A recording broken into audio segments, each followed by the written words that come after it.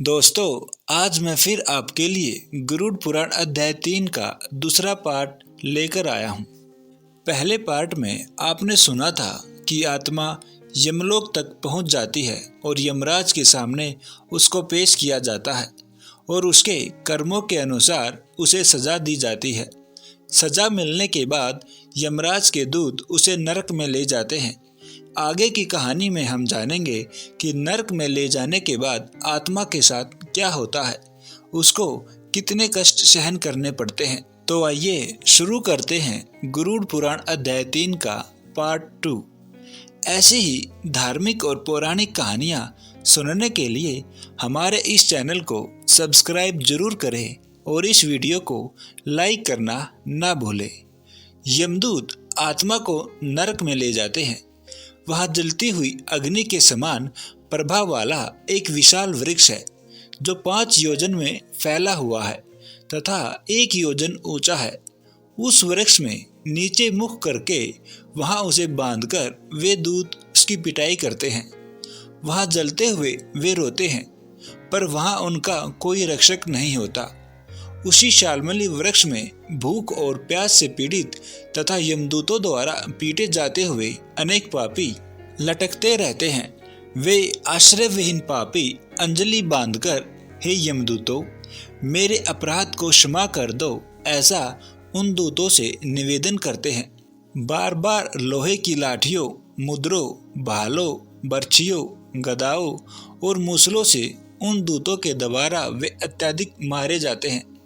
मारने से जब वे चेष्टा रहित और मूर्छित हो जाते हैं, तब उन निचेष्ट पापियों को देखकर यम के दूत कहते हैं, अरे दुराचारियों, पापियों, तुम लोगों ने दुराचरण क्यों किया?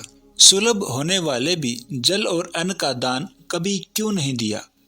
तुम लोगों ने आधा ग्रास भी कभी किसी को नहीं दिया। अतिथि को नमस्कार नहीं किया और पितरों का तर्पण नहीं किया। यमराज तथा चित्रगुप्त का उत्तम ध्यान भी नहीं किया और उनके मंत्रों का जप नहीं किया, जिससे तुम्हें इतने कष्ट नहीं झेलने पड़ते। कभी कोई तीर्थ यात्रा नहीं की, देवताओं की पूजा नहीं की, गृहस्थाश्रम में रहते हुए भी तुमने हंतकार नहीं निकाला, संतों की सेवा नहीं की। इसलिए अब स्वयं किए गए पाप का फल भोगो। क्योंकि तुम धर्महीन हो, इसलिए तुम्हें बहुत अधिक पीटा जा रहा है। भगवान हरि ही ईश्वर हैं, वे ही अपराधियों को क्षमा करने में समर्थ हैं। हम तो उन्हीं की आज्ञा से अपराधियों को दंड देने वाले हैं।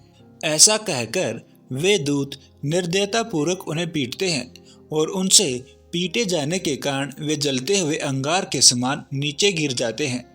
गिरने से उस सालमली वृक्ष के पत्तों से उनका शरीर कट जाता है।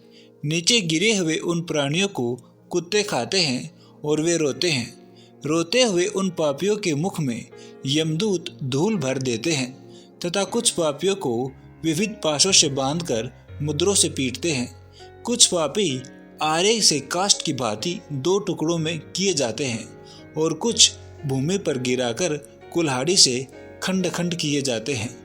कुछ को गड्ढों में आधा गाड़कर सिर में बाणों से भेदन किया जाता है। कुछ को चारों ओर से जलते हुए अंगारों से युक्त जलती हुई लकड़ी से ढककर लोहपिंड की भांति धधकाया जाता है। कुछ को घी के खोलते हुए कढ़ाई में, कुछ को तेल की कढ़ाई में तले जाते हुए बड़े की भांति इधर उधर चलाया जाता है। किन्हीं को मतवाले गजेंद्रों के सम्मुख रास्ते में फेंक दिया जाता है, तो किसी के हाथ और पैर बांधकर अधोमुख लटकाया जाता है। किसी को कुएं में फेंका जाता है, तो किसी को पर्वतों से गिराया जाता है। किसी को दूसरे कीड़ों से युक्त कुंडों में डुबो दिया जाता है, जहां वे कीड़ों के द्वारा व्यतीत होते हैं। कुछ पापी वज्र के समान चोंच वाले बड़े बड़े कौवों, गिद्धों और मांस भोजी पक्षियों द्वारा शिरोदेश में, नेत्र में और मुख में चोंचों से आघात करके नोचे जाते हैं। उस वृक्ष के समीप में ही बहुत दुखों से परिपूर्ण नरक है, जिनमें प्राप्त होने वाले महान दुखों का वर्णन वाणी से नहीं किया जा सकता। हे गरुड़, नरकों की संख्या 84 लाख है। उनमें से अत्यंत भयंकर और प्रमुख नरकों की संख्या 21 है। जो इस प्रकार हैं: तामिस्त्र, लोहशंकु, महारौरव, शाल्मली, रौरव, कुंडमल, कालसूत्रक, पूतिमृतक, संघात, लोहितोद, सविस, संप्रतापन, महानिर्णय, काकौल, संजीवन, महापत, अविची, अंधतामिस्तर, कुंभीपाक, समृप्तापन तथा तपन। ये 21 नरक हैं। अनेक प्रकार के पापों का फल इनमें प्राप्त होता है और ये यम के दूतों से अधिष्ठित हैं।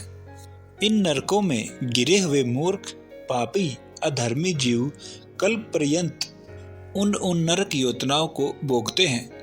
तामिस्त्र और अंधतामिस्त्र तथा रौरववादी नरकों की जो यातनाएं हैं उन्हें स्त्री और पुरुष पारस्परिक संग से निर्मित कर भोगते हैं। इस प्रकार कुटुंब का भरण पोषण करने वाला अथवा केवल अपना पेट भरने वाला भी यह कुटुंब और शरीर दोनों को छोड़कर मृत्यु के अनंतर इस प्रकार का फल भोगता है। प्राणियों के साथ द्रोह करके भरण पोषण किए गए अपने स्थूल शरीर को यहीं छोड़कर पाप कर्म रूपी पाथेय के साथ पापी अकेला ही अंधकारपूर्ण नरक में जाता है, जिसका द्रव चोरी चला गया है। ऐसे व्यक्ति की भांति पापी पुरुष देव से प्राप्त अधर्म पूर्वक कुटुंब पोषण के फल को नरक में आतुर होकर भोगता है। केवल अधर्म से कुटुंब के भरण पोषण के लिए प्रयत्नशील व्यक्ति अंधकार की पराकाष्ठा अंधतामिस्त्र नामक नरक में जाता है। मनुष्य लोक के नीचे नरकों की जितनी यातनाएं हैं, क्रमशः उनका भोग भोगते हुए वह पापी शुद्ध होकर पुनः इस मृत्युलोक में जन्म पाता है। तो दोस्तों, इस प्रकार गरुड़ पुराण का अध्याय 3 यहीं पर समाप्त होता है।